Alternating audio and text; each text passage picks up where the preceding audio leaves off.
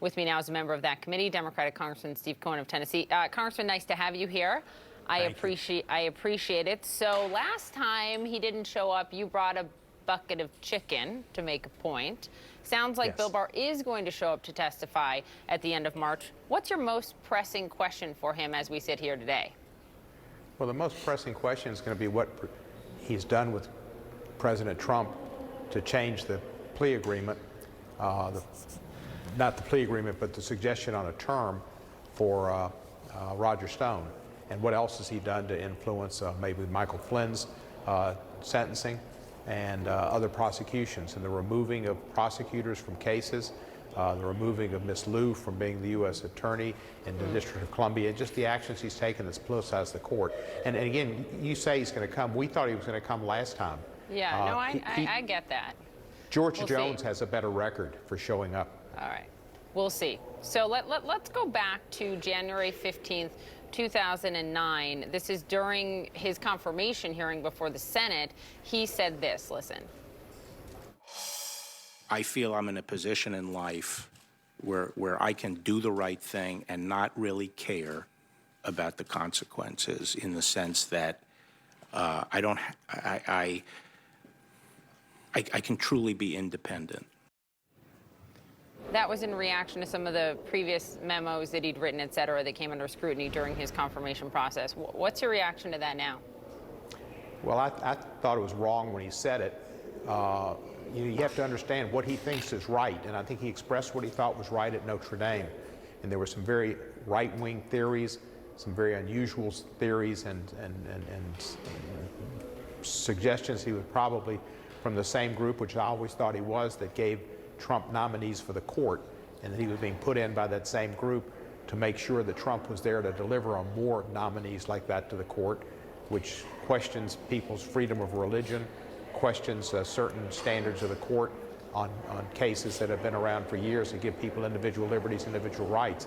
You know, Barr's made clear this is his opportunity to make an impact, and I think that people didn't understand just how far right-wing he was, and he'd make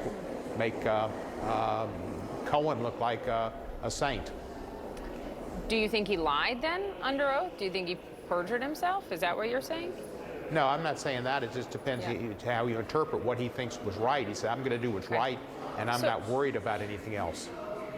So on the issue of impeachment, okay, because I think people should know, it's notable that you came out in favor of impeaching the president a long time ago, you know, back in the spring of 2017. That was actually before the conclusion of the Mueller investigation, certainly even before the Ukraine call. Do you believe that these actions by the president in the last week are impeachable offenses, and that you believe Congress should move once again to impeach the president? I think that impeachment has been done. I don't think that Speaker Pelosi and I don't think the American people want to go through another impeachment.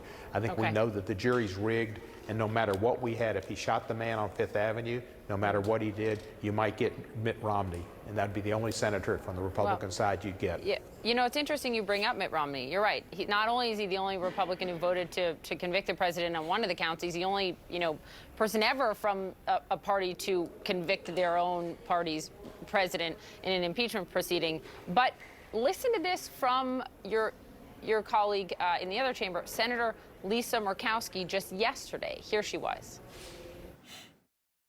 Did the president learn any lessons from being impeached?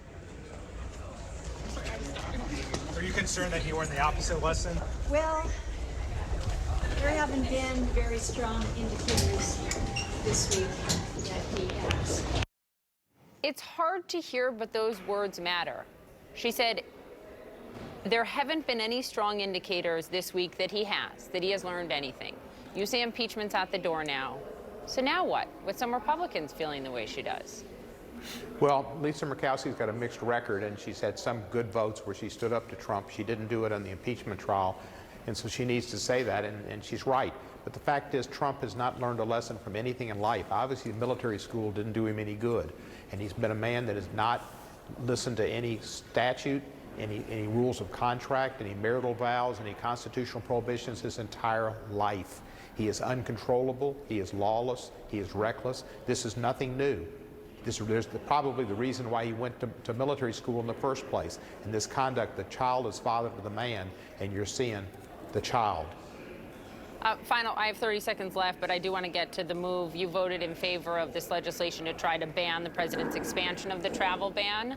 It's not likely to succeed, obviously, in a Republican-controlled Senate, but your fellow member of the House, Doug Collins, a ranking member on the committee, says that this bill effectively eviscerates the ability of the administration to take quick and decisive action to protect the homeland. What do you say to him?